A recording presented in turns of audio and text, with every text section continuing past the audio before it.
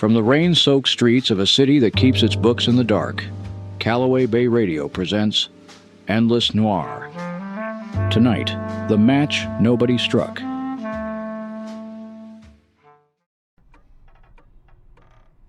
The snow came down like the city had run out of anything cleaner to send. It blinded the windows white by noon, and it turned my stairs into a thing that dripped. Dale kept the radiator honest and the fee book open. That afternoon the book stayed empty and the stairs did not. Easy, sunshine. She walked up 3 flights to see you, not the coat rack. Wet shoes, no umbrella, no card. She gave me a name and nothing to put after it. Mrs. Aldous. Her husband tends the boiler over on Quarrel Street. Tended. They took him this morning. The building on Quarrel went up in the night. 3 families out in the snow, and old Mr. Petrie's in the hospital with his lungs full of it. The fire marshal already wrote it down. Faulty boiler. My Sam's boiler. Marshals write faulty boiler the way the coroner writes natural causes. It's the shortest word that closes the file. What is it you think I can do that a signed report can't undo, Mrs. Aldous? Prove he didn't. I know boilers, mister. I brought him his supper down that cellar for 6 years. There was never a lamp down there, never a can, nothing to burn but coal. And last night, that cellar smelled of kerosene. It's still in my nose. I can't stop smelling it. An accident doesn't come in a can. She hasn't got a retainer, and I already know you're not going to ask her for one. That's the 3rd door you've opened for nothing this winter. A town learns fast which door is free, and the ones who come through it last aren't always carrying wet shoes and the truth. Put her by the radiator and get her shoes off the floor, Dale. Frankie would have known who buys kerosene on Quarrel Street and never owned a lamp. Frankie's not answering the phone anymore, so I guess I'll have to go smell the cellar myself. She had no angle, and in this city that's the rarest thing a doorway ever offers up. A woman who's exactly what she says she is. She couldn't pay me, and she couldn't stop smelling it. Faulty boiler doesn't come in a can. Somebody carried that can down those stairs, and somebody wanted a man who tends the fire to hang for the one he didn't set.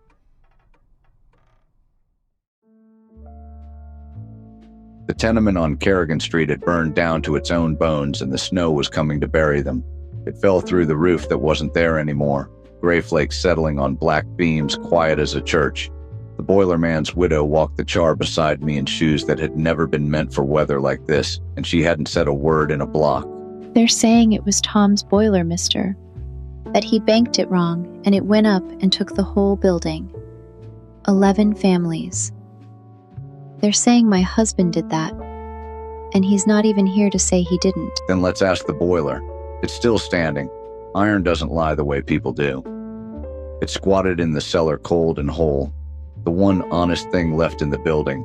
I put my hand to the firebox. No warmth in it, and no warmth in the brick behind it. Banked low and gone stone cold. Hours before the first flame ever licked a joist. A boiler that murders 11 families doesn't die politely in its sleep. So it wasn't him. It wasn't Tom. I knew it in my heart, but a heart doesn't count for much down at the coroner's, does it? It counts for even less than the cellar door. Look at the frame here. Jimmied from the outside, splintered inward, and this scorch crawling up from that corner. No stove ever reached that corner. Somebody carried the fire in, then locked the story on a dead man who couldn't argue. Down the block through the falling snow, I could see the landlord's insurance man pacing off the ruin with a little brass wheel, measuring the loss and smiling like it was payday. Because for somebody it was. Frankie would have had the name of the man with the key in the can before I finished the thought. But Frankie was under the L at low tide, and I was on my own. The boiler didn't do it, which meant a man did, and somewhere across town they were already counting out what he'd be paid for it. Friends, the night runs long in this town, and nobody knows it better than the man who works it. That's why night people reach for lamplight coffee. Slow roasted, honest, and strong enough to keep a fellow's eyes where they belong. Open. Lamplight, the cup that keeps the night shift honest. And now, the conclusion of the match nobody struck. The Chronicle newsroom at midnight sounds like a factory that makes tomorrow. Typewriters, a copy boy running, the wire ticking in the corner like a nervous heart. Flynn had a desk in the middle of it, buried under paper, and a grin that meant he'd found something before I asked. There he is. Flynn Chronicles are for the folks in back. Pull up a chair, Detective. You're gonna want to sit for this. You came in smelling kerosene, and I went and found you the man who bought the match. The landlord. Talk to me, Flynn. All I've got is a burned building and a woman who swears she saw him on the stairs before it lit. Then you've got more than you think. Look here, the policy on that tenement. He fattened it a month before the flames, doubled the coverage on a fire trap he'd let rot for 9 years. Nobody triples down on a building they mean to keep. A man can insure his property. A jury hears greed, not arson. Sure, once, but this is twice. Another of his buildings went up 2 winters back. Ruled accidental, paid out clean, and he walked away richer. 1 fire's a misfortune, Detective. 2's a business model. That's the pattern that makes a court smell what you smelled on the stairs. And what's holding the door shut? Who's standing behind him? A man like Marchetti clears his throat and the file goes cold. That's the sweet part, nobody.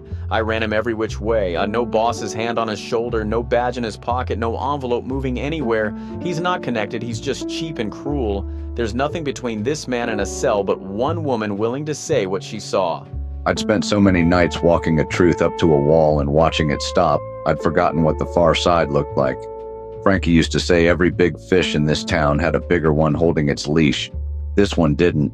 No leash, no wall, just a slumlord.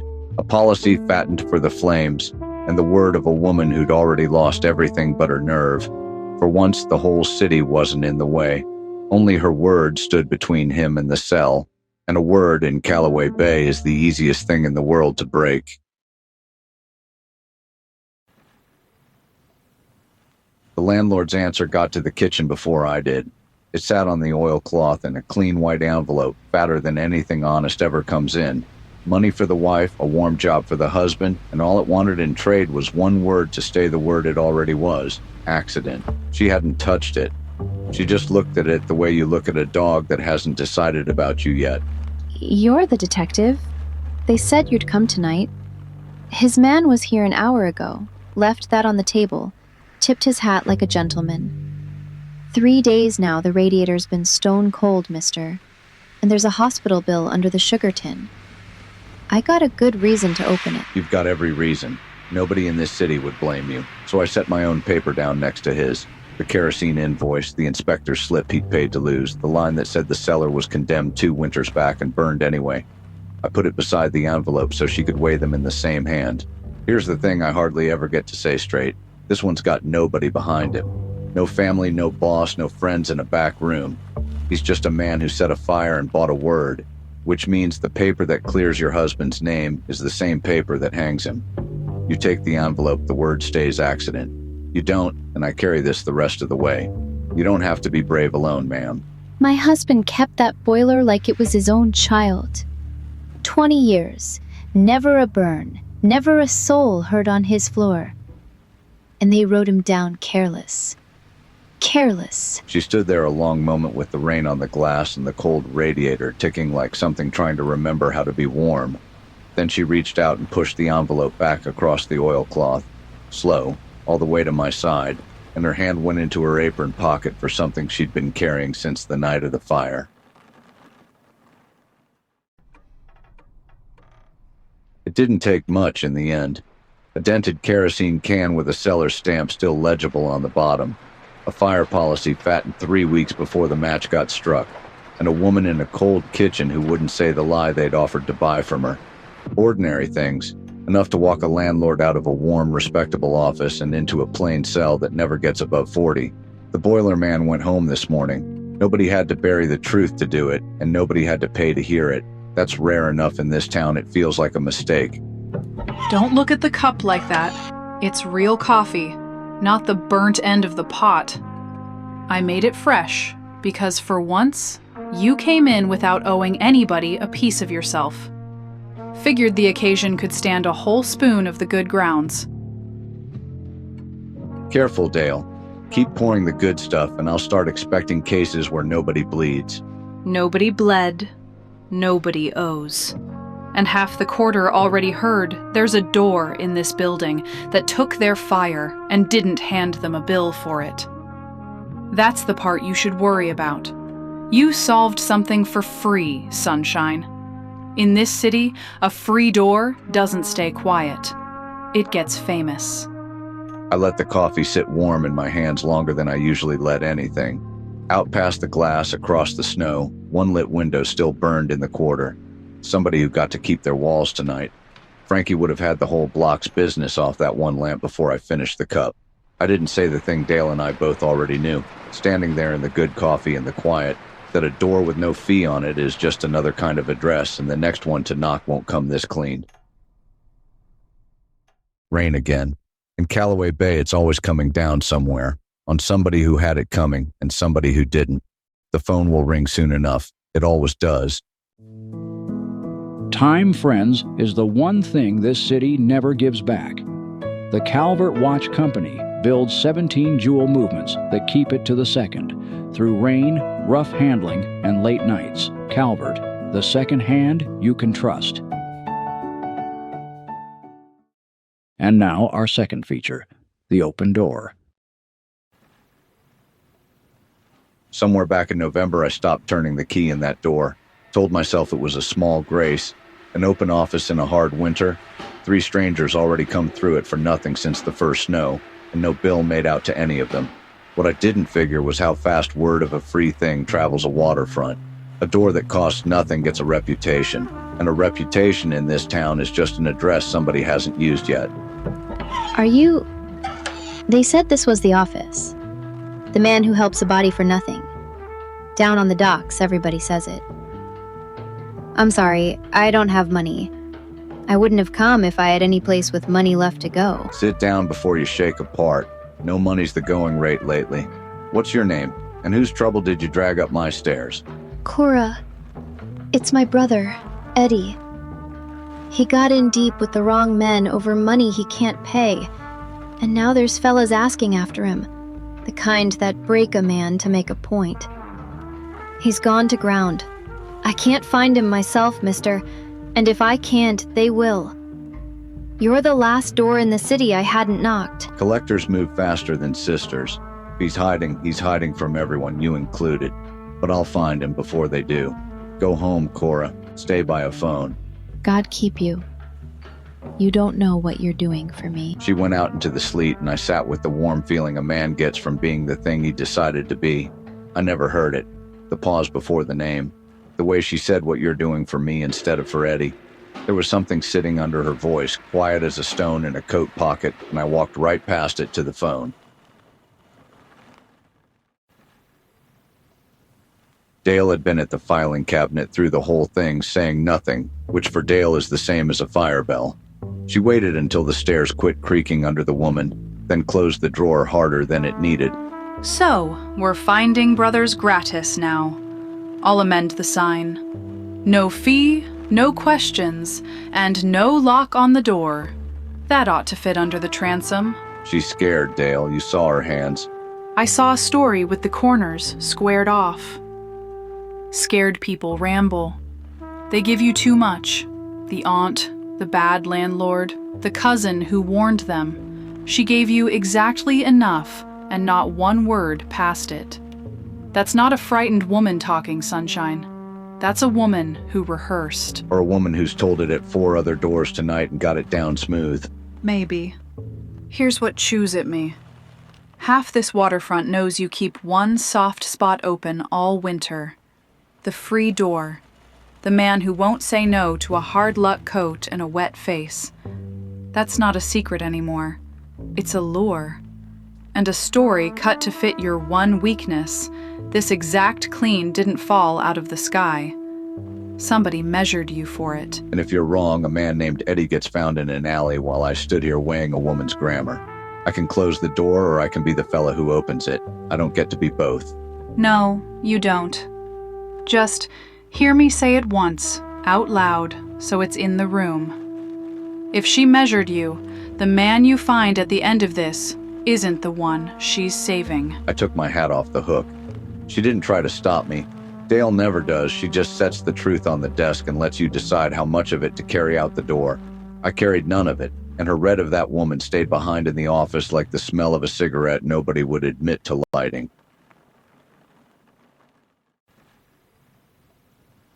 Finding a man who doesn't want finding takes somebody who reads the paper trail for a living.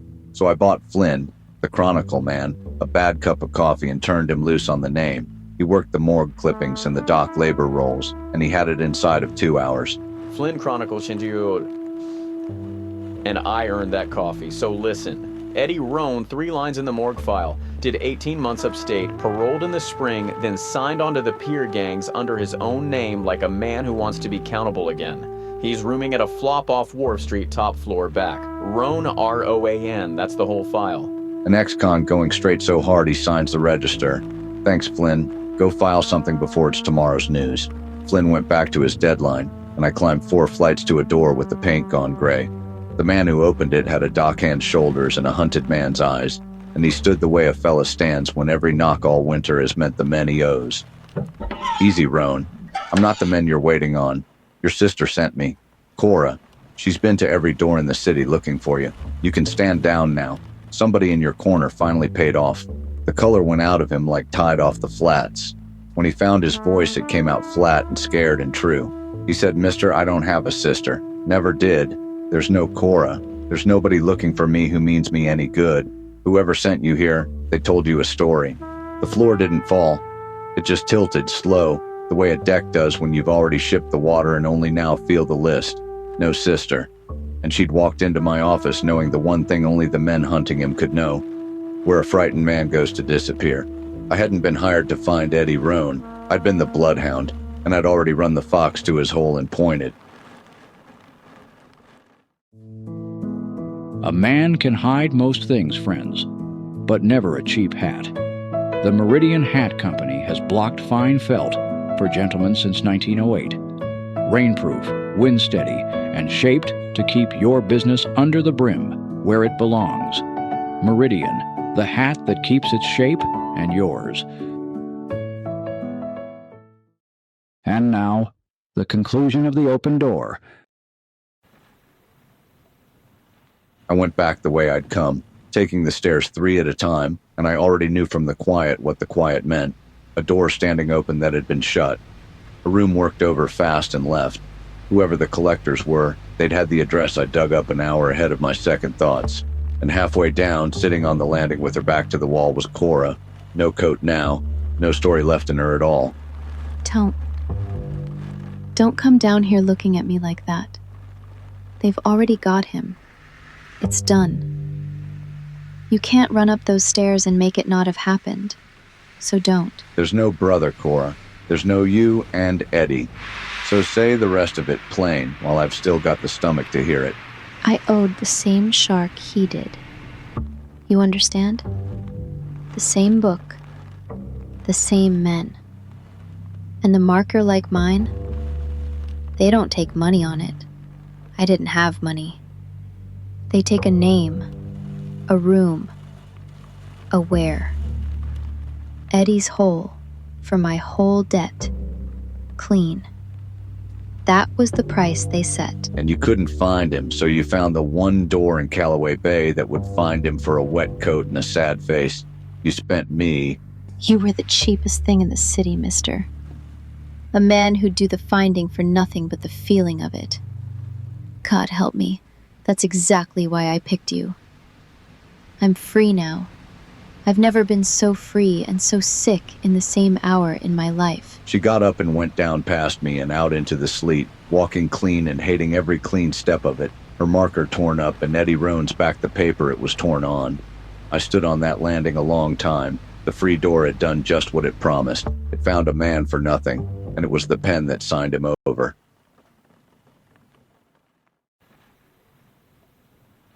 Back in the office, the pot had a half cup left in it. The real coffee Dale bought us for the last case that ended clean, gone cold, and skinned over. She looked at it and didn't reach for it. That was the whole eulogy right there, in a woman not pouring a cup. I'm not going to say it. I know you're not. That's how I know you're right. Go ahead and file her under nothing, Dale. There's no charge. There never was going to be. That's the part that scares me, and you're not hearing it yet. The door worked. It did exactly what the sign says. Found a man for free. And now every collector on this waterfront knows there's an address in Callaway Bay that'll do their legwork for a hard luck story and a wet coat. You didn't open an office this winter. You hung out a hunting license and put your own name on the tag. Eddie Roan. That's 4 now. 4 names I carry and can't pay back. The widow, the boiler man, and now a dockhand who signed a register because he wanted to be countable, and I counted him for the wrong people. So lock it. Tonight. I'll turn the key myself, and we sleep easier, and no ghost walks up those stairs tomorrow. And then I'm the man who used to open his door. That's the one thing this winter hasn't taken off me yet, Dale. I close it to save the next Eddie, and I've closed it on the only fella I've got left to be. We put on our coats and left it unlocked, the way I always leave it now, knowing better and doing it anyway. Somewhere out in the sleet, the next knock was already walking toward that address with a story cut to fit me. I couldn't shut the door without shutting the man, and I'd spent the whole cold season trying to stay him. So I left it open, and I let the rain have the last word, the way it always does in this town. The books never balance in Callaway Bay, Sunshine. We just keep them anyway. Good night. Next week, The Interested Party. Endless Noir is a work of fiction. The scripts are written by artificial intelligence. The voices are professional voice clones from 11 Labs Voice Library.